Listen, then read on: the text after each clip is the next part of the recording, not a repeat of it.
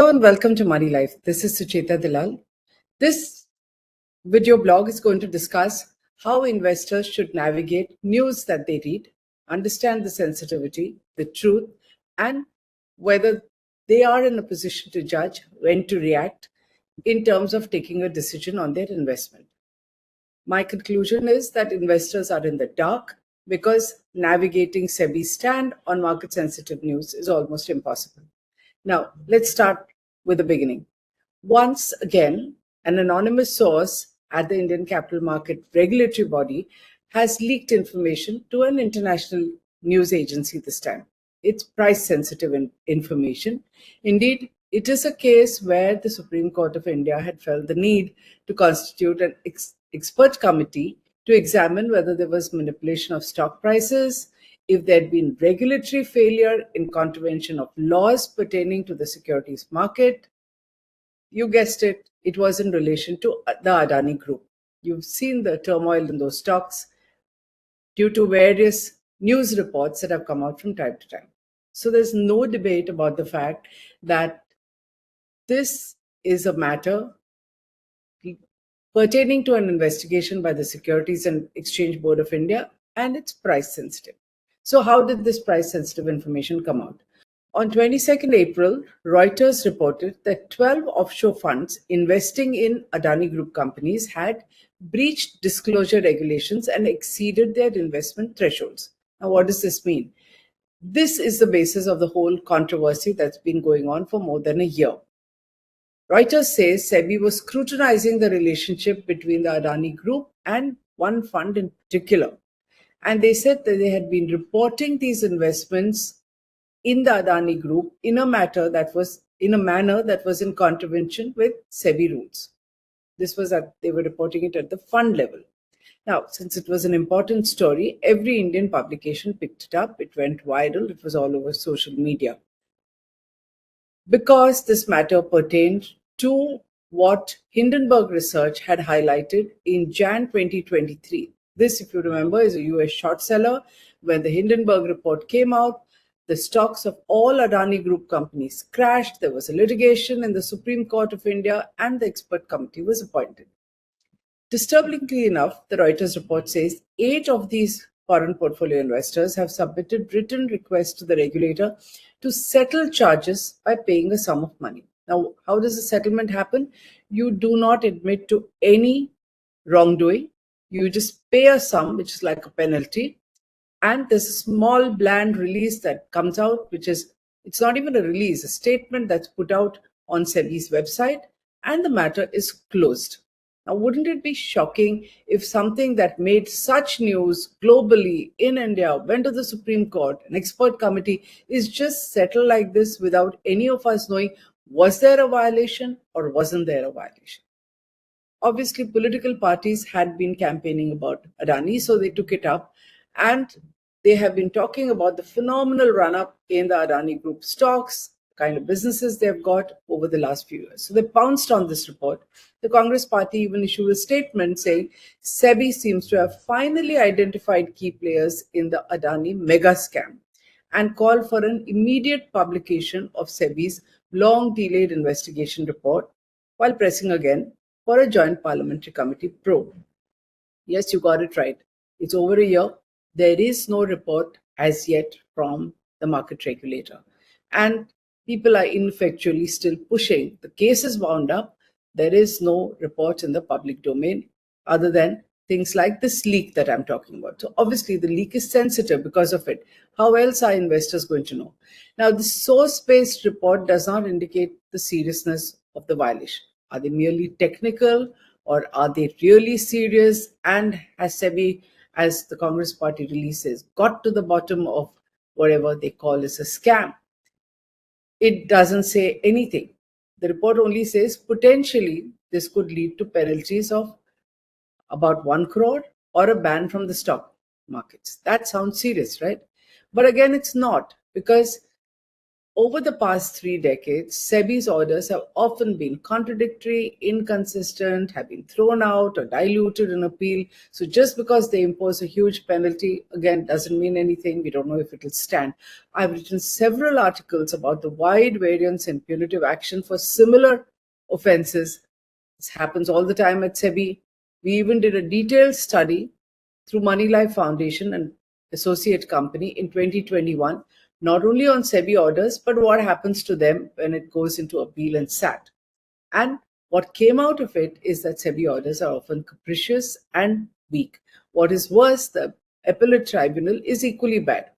The findings did not lead to any better internal discipline or external oversight. Nobody asked questions, not even the finance ministry. If you want to read these articles, I have a list of them in a column that I have written at Moneylife.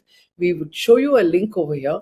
You can look at the column on our website, and at the bottom of the column are all the articles. This is for students of how the market is regulated. Now, again, this is as an investor. How would investors gauge the seriousness and implication of SEBI's potential action against Adani stocks? Is there going to be a settlement? Is there going to be punitive action? What is the time frame in which they can expect any clarity from the regulator? Sadly, there are no answers. SEBI did not respond to my messages. The Adani Group spokesperson did reply, but his answer was, "We are not issuing any clarification because this is between SEBI and the foreign portfolio investors." He further says, foreign portfolio investors offering to settle with SEBI by paying a penalty is common and a regular thing. I guess it becomes a big one given Adani's name. I'm not so sure it's that common. Settlements are not the way they should have been done. And it's another area of ups and downs with SEBI. Now, what does SEBI do? SEBI is constantly working and reworking and polishing rules when it comes to others, listed entities, market intermediaries, insiders. So if there's any lapse in reporting or however distant a connection, SEBI grabs it and takes action. What about SEBI's own duty to disclose or come clean or explain price sensitive issues? Complete silence. Let me give you another example. On 23rd Jan 2024, CNBC TV18 reported, similarly, source-based anonymous, that we all know there's an investigation going on into the Z Group. I've got blogs on this. SEBI has found misuse and diversion of funds by the promoter group to their benefit. Until now, this was supposed to be 200 crore. Now, CNBC TV18 says 200 up to 800 to 1,000 crores. So it's again big, huge market sensitive information, source based, which means anonymous, naturally picked up by the media, went viral on investment groups, on social media, and believe it or not, 3 months later, there's still complete silence from the regulator. No penalties, no final report. Meanwhile, on its own, the key to all this sensitivity was the big merger between Sony and Z that, after lots of litigation and ups and downs, has finally collapsed. So nothing to do with the regulator. Now, India Bulls has filed or dragged Subhash Chandra, founder of the Z Group, to the bankruptcy court, and the case has been admitted by the appellate tribunal against him because he stood guarantee to funds. Still, SEBI is silent because investigation is apparently going on. After that one leak, 3 more months, SEBI is under no pressure to disclose anything that will help investors make sensible decisions. And the final order is nowhere in sight. Let's explore a little more on what is SEBI's stand on such internal leaks. Has it spoken at all? Yes, it has.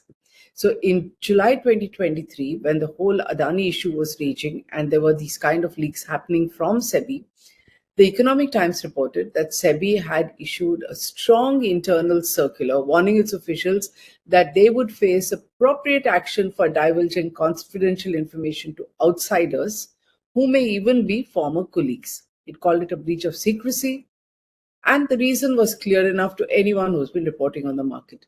Many former colleagues are now on the opposite side of the regulator. They're lawyers, consultants, advisors, to market intermediaries, brokers, companies that SEBI is taking regulatory and punitive action against. And legal circles have forever saying that leakage of information from SEBI officials to former colleagues is fairly rampant. In fact, SEBI really can't stop employees from socializing with each other, which means it cannot stop these frequent, sometimes credible rumors about cases being diluted or deliberately sabotaged, orders being diluted, if you know the right contact. Now let's come to whether SEBI ought to clarify news or it should remain silent. SEBI has remained silent this time, but it wasn't always silent. Like everything else, SEBI actions depend on who is the incumbent chairman. It continues to be a chairman-led organization. Do you know that it still has a tab called News Clarifications on its website? Now, go and click the button showing you the tab here. The last clarification was issued 6 years ago in 2018. The matter was fairly innocuous, something to do with Chanda Kuchar and ICICI. We have no idea why SEBI felt the need to issue a clarification on that particular one. Before that was 8 years ago, 2016, where it issued a 3-page clarification on an Economic Times story. Very detailed. Why this particular one was chosen? No idea, because the regulator doesn't think it's accountable to anyone.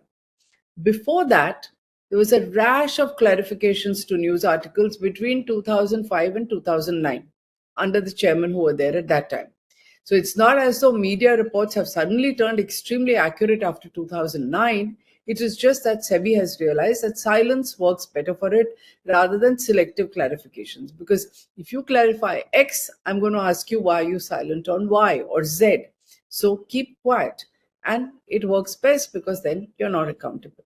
So my question is, will SEBI end this controversy by publishing its report in time? Will it have accountability at least about completing investigations and publishing reports on this Adani FPI issue? Or will it issue a news clarification? Will it issue another internal warning about leaks? Because I've talked about 2 already. Or will it just remain silent because it gets away with silence? Its administrative ministry, the finance ministry, also doesn't seem to ever ask any questions. And we have become used to a culture where disclosures, discipline, accountability is applicable to regulated entities or us, Aam Janta, while regulators and rulers are not accountable. If you agree with this, share this video because you should know what is happening and subscribe to us. Thank you.